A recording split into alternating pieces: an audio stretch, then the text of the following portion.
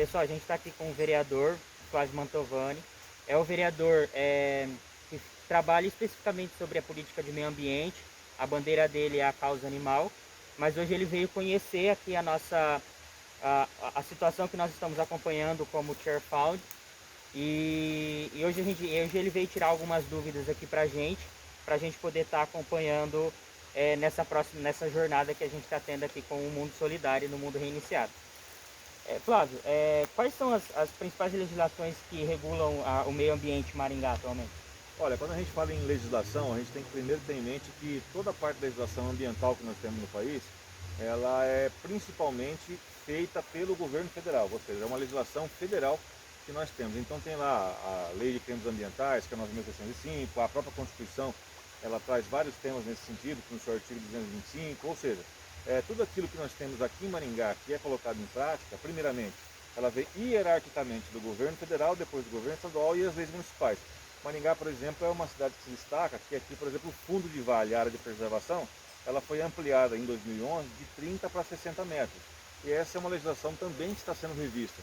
Mas quando se fala em poluição, algo nesse sentido que precisa de uma verificação mais aprofundada, a legislação que fala sobre multas, que fala sobre qualidade da água, que fala sobre aquilo que acontece nesse fundo de vale, ela vem especificamente da área federal.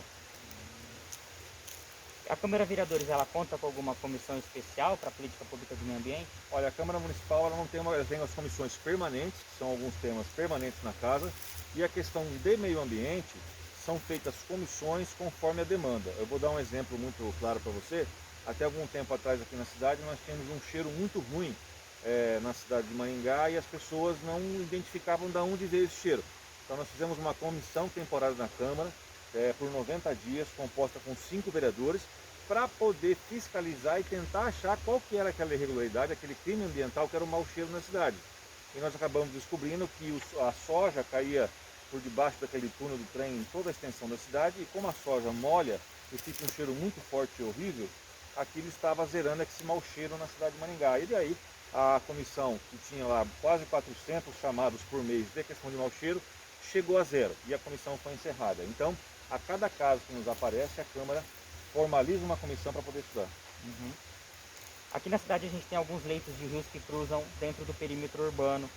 E as nascentes elas se encontram dentro desse perímetro urbano da cidade. Quais são as legislações que protegem essas nascentes dos rios? Olha, a legislação que fala sobre as nascentes também é uma legislação federal.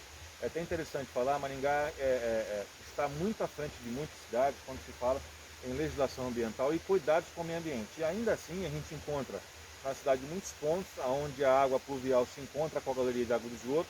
Isso acaba indo para os corpos hídricos. Nós temos também a questão de poluição, que as pessoas acabam jogando lixo.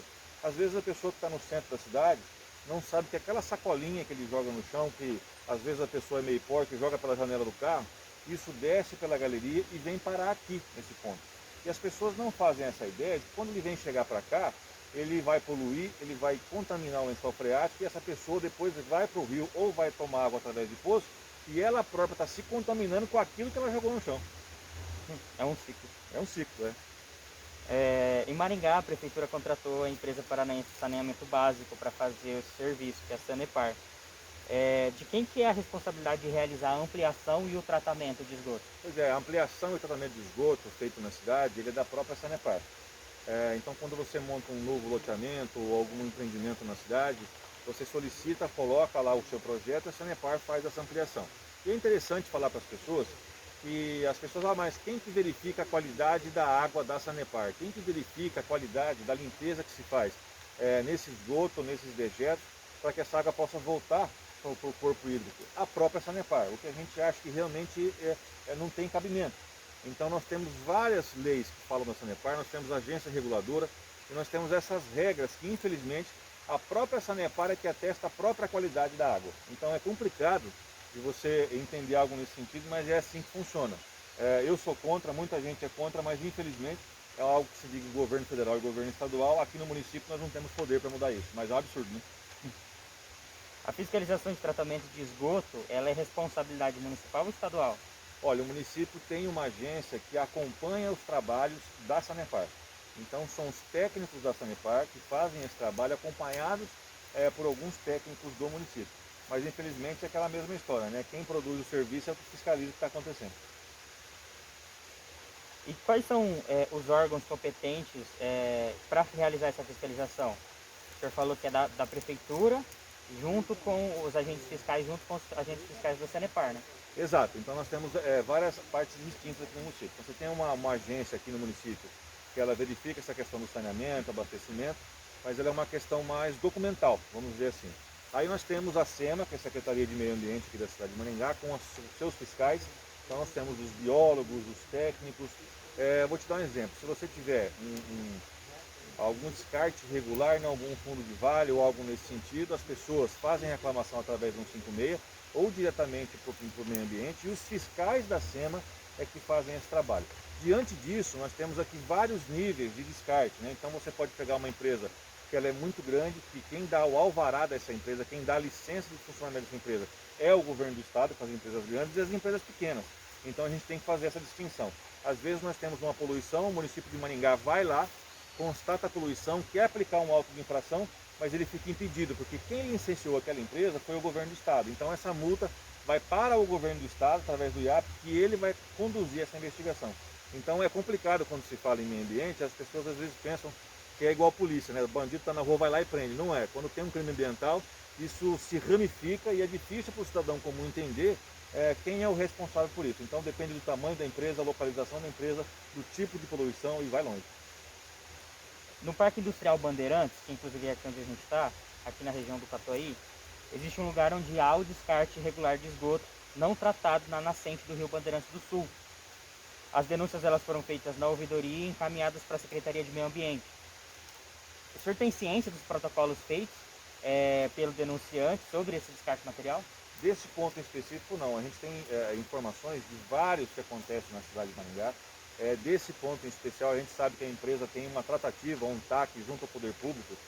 O TAC é o termo de ajustamento de conduta, né? Para que quando se tem alguma irregularidade, a empresa possa ter um prazo para poder regularizar aquilo.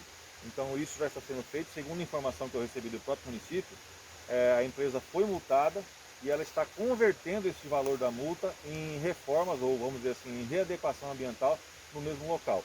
É muito complicado a gente falar essa questão de descarte irregular, porque eu, na condição de vereador e defensor do meio ambiente, é claro que a gente é contra isso.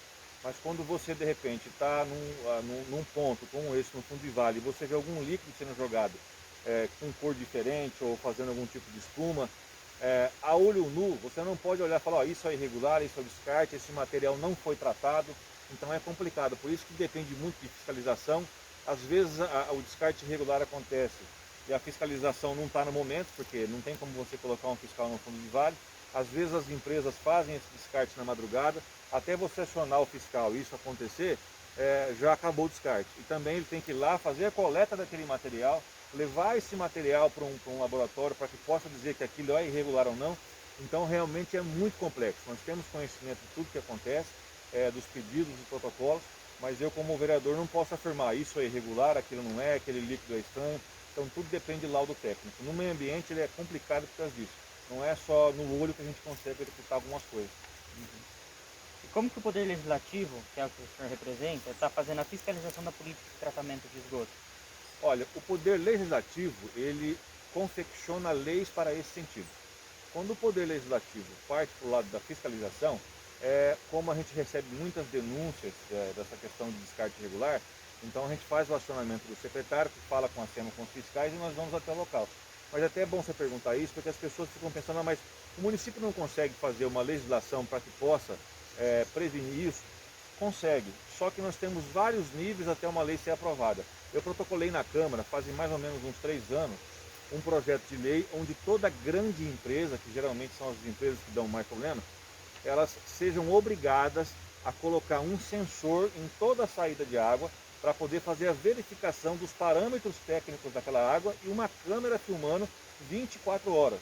Hoje, por exemplo, nós podemos pegar alguns pontos de descarte como esse, podemos pegar alguns frigoríficos ou portumes e há várias empresas que têm água, que para você colocar uma câmera hoje, uma empresa enorme, uma câmera de vídeo filmando, é um valor assim irrisório, né? Só que isso foi para o conselho, foi discutido na Câmara, voltou para o conselho, os engenheiros técnicos discutiram E se passaram anos e ninguém consegue chegar num texto de lei que agrade a todos. Então você tem empresa que vai para um lado, você tem o conselho que vai para o outro, pessoas discutindo.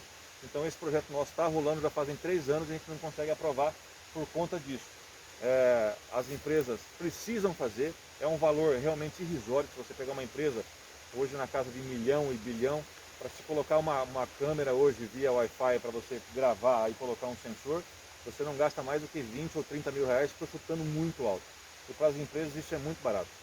Só que é lógico, a gente tem um lobby de muitas empresas que não querem que isso aconteça, por quê? Quando ele faz o descarte regular, quer dizer que ele está economizando naquela matéria-prima que ele usa para fazer a limpeza da água antes de jogar no curso hídrico. As empresas que trabalham, por exemplo, com aquelas lagoas de tratamento, eles têm que ligar aquele aerador que chama, né, é isso que chama, né, para poder ficar a madrugada inteira, ou seja, 24 horas rodando aquela água, para que as bactérias eliminem aquele mau cheiro daquele local, para depois ele descartar. Então, se ele fizer o descarte irregular, ele economiza energia, ele economiza produto químico, ele economiza muita coisa e isso vale dinheiro. Então, esse lobby também atrapalha muito a questão ambiental. Mas é normal em qualquer outra área, tanto meio ambiente, como saúde, educação, um puxa para um lado, outro puxa para o outro. Como que os vereadores podem estar atuando, então, nas denúncias que foram realizadas de descarte regular? Pois é, os vereadores, tanto da cidade de Maringá como qualquer outro, eles têm que contar sempre com o Poder Executivo. O vereador, ele não é técnico, né? O vereador, ele legisla. Eu, por exemplo, sou advogado, sou ativista da causa animal, tenho um certo conhecimento ambiental, mas é por questão de paixão própria e pelo trabalho. Mas eu não tenho formação nessa área, né? Então, os vereadores também não têm formação nessa área. Então, o que é muito importante? Quando o vereador receber uma denúncia, um vídeo, uma foto, a primeira coisa que deve fazer, antes de sair denunciando, falando, brigando ou algo nesse sentido, é fazer o acionamento correto, tá? Através do 156, a ouvidoria, ou através também direto do secretário de Meio Ambiente, para que aquele local possa ser fiscalizado. E é sempre muito importante as pessoas, antes de sair falando, né, primeiro fazer acionamento e ir até o local para olhar. Quem acompanha as redes sociais nossas vezes, volta e meia a gente está em fundo de vale, filmando uma coisa, fazendo coletas, indo atrás de denúncias das pessoas. O meio ambiente realmente é muito complicado, só que hoje, se você pegar nos legisladores aí que nós temos no país, para falar muito deve ter o quê? 1% que dá bola para o meio ambiente, né? Eu gosto muito, mas a maioria infelizmente não gosta. É uma pauta que poucos vereadores estão abraçando a causa de fato. Pois é, as pessoas acham que não dá voto, essa é a verdade. Eu até vou fazer um complemento aqui, nem sei quanto tempo a gente tem. As pessoas acham que o meio ambiente não dá voto, as pessoas acham que você cuidar da mata não dá voto, que você brigar com uma empresa que está fazendo poluição não dá voto. As pessoas que estão trabalhando no dia a dia, que entram no ônibus, vão trabalhar, vão para dormir, acordam no dia seguinte, também não estão preocupadas com isso. Mas eu acho que quando se fala em meio ambiente, ele está num todo. Eu sempre falo que a nossa sociedade é como se fosse uma corrente, né? Uma corrente é o seguinte, se ela tiver um elo fraco, eu seguro na mão com você uma corrente e puxo aqui, ela vai quebrar, não puxa nada. E se eu tiver uma correntinha, mesmo que fininha, mas seja forte, eu posso amarrar daqui em você, assim, a gente não puxa porque ela é muito forte. E a sociedade é assim, ela se baseia no elo mais fraco. Então eu falo para as pessoas, o meio ambiente ele é de extrema importância, assim como todos os temas, e tem que ser colocado no contexto. Se você tem uma cidade, por exemplo, que está com a saúde ruim, né? Vou dar um exemplo para você, com a saúde ruim, o cidadão que está com a saúde ruim, ele não consegue trabalhar. Isso afeta no poder econômico da pessoa. Quando o poder econômico está arrebentado lá por causa da saúde, e o cara não consegue trabalhar e não consegue faturar, o que acontece? Estoura na segurança pública. Isso é fato. Quando a pessoa está doente e não consegue trabalhar no ganho, isso estoura na segurança pública. Se a segurança pública está arrebentada, você não consegue ter o lazer. Se você não tem lazer na sua vida, você fica doente. Se você ficou doente, você não trabalha. E essa roda vai. E o meio ambiente é tudo, faz parte disso. É interessante falar para as pessoas que eu acho muito bacana conversar com você aqui e falar sobre meio ambiente num fundo de vale como esse, porque eu sou da causa animal, participo das causas também que falam do meio ambiente. E se você puxar num contexto histórico, eu vou chegar lá para você ver, há 500 anos atrás, por exemplo, eu sempre falo isso nas minhas palestras, né? Se você pegar os índios, por exemplo, eles não eram sujeitos de direito, né? Então o índio que não era católico, os portugueses viravam de perna para cima e cortavam na espada, para ver quem conseguia cortar um índio com um golpe de espada só. E era assim que funcionava. Há 200 anos atrás, nós tínhamos a figura dos negros. Os negros eram comercializados, eram escravizados, enfim, porque não eram sujeitos de direito. Se você puxar um pouco antes para cá, você tem a figura das mulheres, por exemplo, que há mais ou menos 80 anos não tinham direito ao voto, os maridos estupravam as mulheres, batiam nas mulheres e sequer podiam na delegacia reclamar porque não tinha lei. Mulher não era sujeito de direito. Mas pessoas pensaram diferente, assim como nos índios, puxaram a cordinha para o outro lado e mudaram a sociedade. O meio ambiente há 40 anos atrás, que é um pouquinho mais velho, sabe disso. Meio ambiente você matava animais e achava bonito, fazia fotos, né? Não tinha Facebook na época, mas ficava guardando fotos de bicho morto. Você ia, desmatava da maneira que você pensava, jogava veneno nos rios.